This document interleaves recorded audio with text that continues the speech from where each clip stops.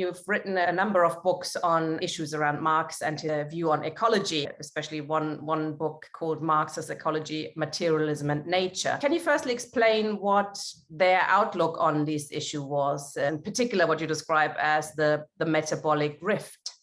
People used to say, well, Marx never said anything about the environment. And I said, well, did you read hundreds of pages he wrote on agriculture and capital? And they said, no.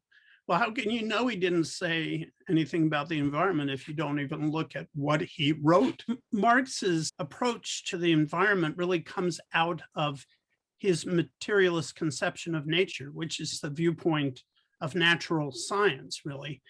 Marx's original contribution, though, his own contribution was introduce what he called the materialist conception of history to complement the materialist conception of nature. So it's very clear at the beginning of the German ideology with the notion that human beings were corporeal beings, they were physical beings. And then he moved from that to the mode of production, and then the critique of political economy and his larger body of thought. He incorporated the materialist conception of nature in every part of it. That wasn't his specialty, but practically on every page of Capital, there's references to the natural science, the materialist conception of nature, and it's integrated. And what he adopted was the notion of metabolism, which of course was developed by cell biologists in the early 19th century, used widely in science and in thermodynamics, which was appearing at the time, and in the work of Justus von Liebig, the great German agricultural chemist.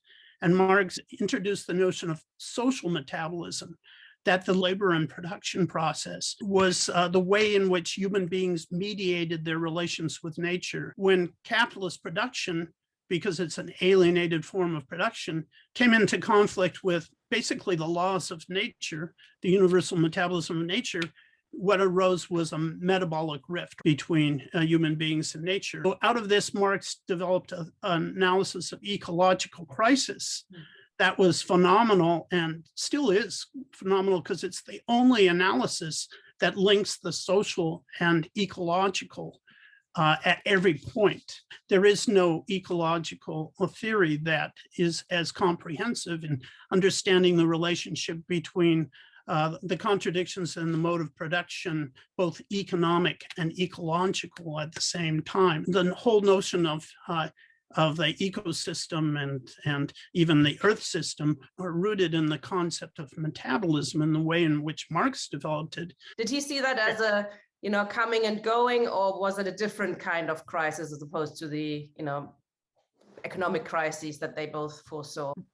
Both economic and ecological crises were rooted in capitalism, but they occurred in different ways. Capitalism could actually grow and prosper while it was destroying the human relation to the earth. So an ecological crisis could be occurring when an economic crisis wasn't, right? And that's really a fundamental contradiction.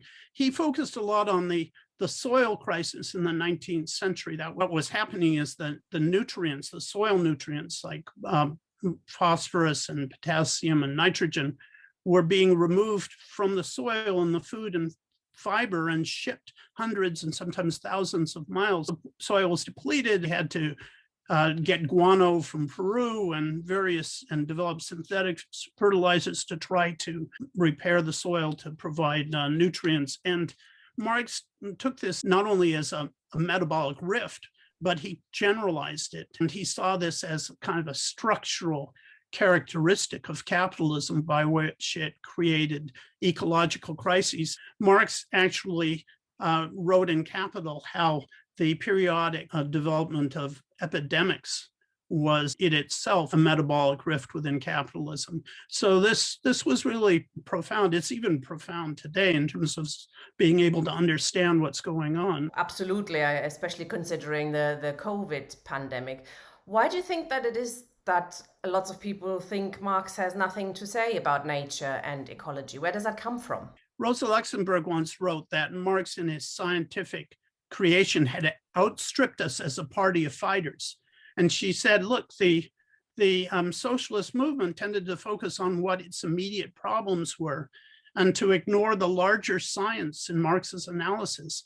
And she said, as new problems arise, as some of these other problems come to the fore, the socialists will return to Marx's analysis. Marxism was very uneven in carrying this forward. George Lukács, when he wrote History and Class Consciousness, wrote this footnote 6. He questioned Engels's conception of the dialectics of nature. The whole Western Marxist tradition took on Lukács's footnote, the dialectics can't be applied to nature. When I took critical theory, that was the first thing they told us. As a result of that, we started to look at dialectics only in terms of society and human history, isolated from the natural world, which doesn't really work. So even though great works were produced in Western Marxism, they couldn't deal with ecological problems because they'd already written nature off and sort of given it off to natural science, which they declared was positivist. I would have thought the existence of the Soviet Union, where in the name of Marxism, all sorts of ecological crimes were committed, has also something to do with that.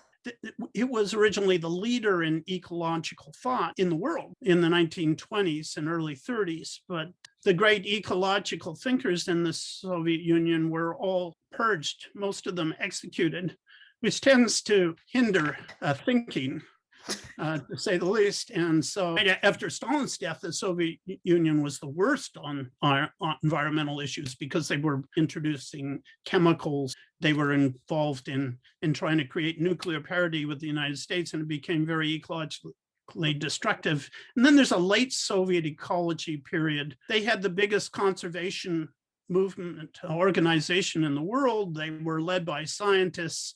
They came back with dialectical conceptions and were really in a battle with the Soviet state at the time in the 1980s, where there was real progress being made or reversion away from the ecological destruction. There's really kind of three periods in Soviet history in that respect, but they started off as the ecological leaders in the world.